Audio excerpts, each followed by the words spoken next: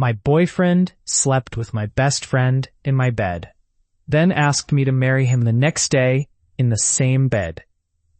My ex-boyfriend and I became very close with a married couple, Trevor and Joanne. Eventually, we all agreed to explore partner swapping. At first, everything was consensual and openly discussed. Flirting, spicy pictures, kissing, cuddling. But no one had actually had sex yet. One night, we decided to take things a little further.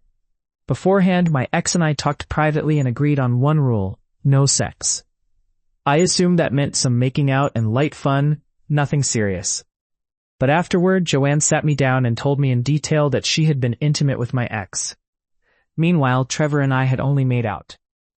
I felt hurt because even though we hadn't specifically said no oral, it felt like a boundary had been crossed.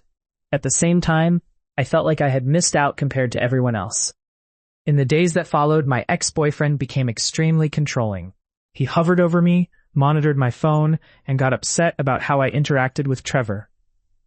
When I casually suggested switching partners into separate cars on the way to dinner, he completely lost it and yelled at me. His reaction felt way over the top, so I asked him multiple times if anything else had happened that night. Every time he said no. That same night, he apologized and asked me to marry him while we were in bed. It didn't feel genuine or well thought out.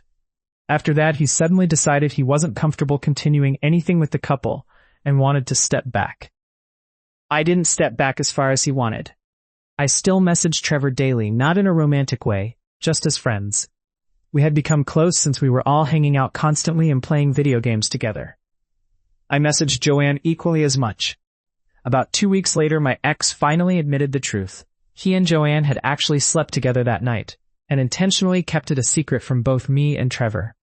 After proposing, he told me not to tell anyone, never bought a ring, and never made any plans. It became obvious he only proposed out of guilt and didn't know how else to keep me from leaving. Right after everything came out, Trevor and I leaned on each other emotionally.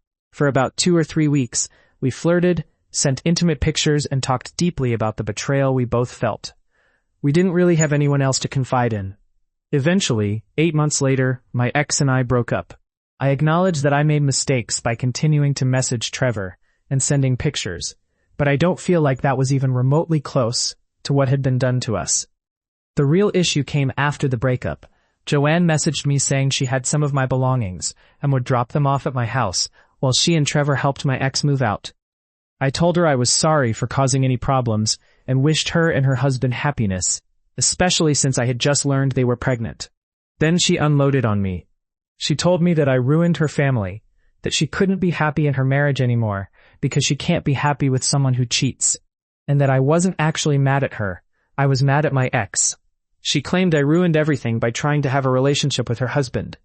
She insisted that she never wanted me to contact her again, and that she didn't have room in her life for a person like me. It felt absolutely insane, considering she had slept with my ex and hid it from me. She even tried to scare us about possibly being pregnant with my ex's baby after they were together. She claimed she took a plan B from her work at a clinic, but I later learned that clinic doesn't provide that, so she was clearly just seeking attention. What really blows my mind is that my ex stayed friends with them afterward. It's been about a year now, and honestly, I mostly just laugh at how hypocritical the whole situation was. Somehow, I ended up being painted as the villain, but it is what it is.